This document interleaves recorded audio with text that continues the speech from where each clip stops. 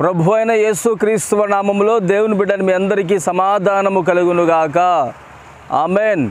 పరిశుద్ధ గ్రంథములో దేవుని వాక్యమును ధ్యానించుకుందాం. 116వ కీర్తన 12, 13 వచనములు. యెహోవా నాకు చేసిన ఉపకారములన్నిటికీ నేను ఆయనకేమి చెల్లించుదును? రక్షణ పాత్రను చేతబుచ్చుకొని యెహోవా నామమున ప్రార్థన చేసేదను. ఆమెన్. ప్రియమైన వాళ్ళరా, ఈ భక్తుని జీవితాన్ని మనం గమనించినట్లయితే ఆయన చేసినటువంటి ఉపకారములన్నిటిని బట్టట ఇతడు రక్షణ పాత్రను చేతపుచ్చుకొని యెహోవా నామమున ప్రార్థన చేస్తాను అని అంటున్నాడు. మరి ఈ రోజున దేవుని వలన మనము అనేకమైనటువంటి ఉపకారములు పొందుకొని ఉన్నాం. ఆ ఉపకారముల వలన మనమేం చేయాలంటే మౌనంగా ఉండకూడదు సుమా. మనము ఈ భక్తుని వలె రక్షణ పాత్రను చేతపుచ్చుకొని యెహోవా నామమున మనము ప్రార్థన చేయాలండి. మన వలె యేసయ్య నశించిపోతున్నటువంటి అనేకులకు రక్షణ వస్త్రాన్ని ధరింపచేసి నిత్య జీవానికి వారసులుగా మలచగలిగిన వాడు. పౌలు గారి జీవితాన్ని మనం గమనిస్తే ఇతడు ప్రభువుని అంగీకరించక మునుపు, ఇతడు ప్రభువుని ఆరాధించక మునుపు అతడు ఎలా ఉండేవాడంటే దేవుని సంఘాన్ని హింసించేవాడండి.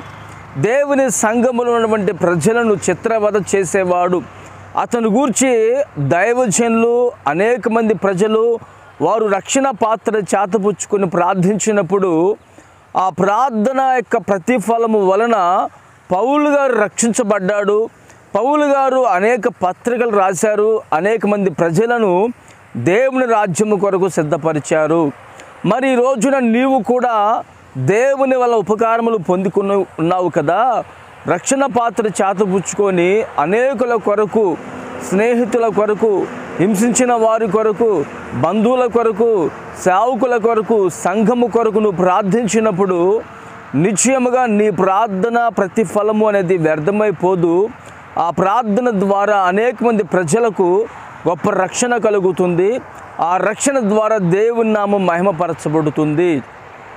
నిశ్చయముగా ఈ మాటలు ఈ రోజున మన జీవితంలో ప్రభు స్థిరపరచునుగాక. ఆమెన్. ప్రార్థన చేసుకుందాం. ప్రేమగల తండ్రి, పరిశుద్ధుడా, జీవాధిపతి, స్తోత్రం చెల్లిస్తున్నాము నాయన. రక్షణ పాత్రను చేతపుచ్చుకొని యెహోవా నామమున ప్రార్థన చేసినట్లుగా వాక్యం అంటుండగా ఈ రోజున మేము కూడా మీరు మాకు అనుగ్రహించినటువంటి ఈ రక్షణ పాత్రను చేతపుచ్చుకొని ప్రార్థన చేయడానికి నీ కృప దయచేయండి. నశించిపోతున్నటువంటి అనేకులకు రక్షణ భాగ్యాన్ని కలుగు చేయండి. మమ్మల్ని హింసించిన వారిని, దూషించిన వారిని సైతము తండ్రి విశ్వాస జీవితంలోకి నడిపించుకోవడానికి మీరు మాకు ఇచ్చినటువంటి ధన్యకరమైన జీవితం కొరకై స్తోత్రం. నిశ్చయముగా ఈ మాటలు ఈ రోజున మీరు మా జీవితంలో స్థిరపరిచి మహిమ పొందుకోమని యేసు నామమున ప్రార్థిస్తున్నాను తండ్రి. ఆమెన్.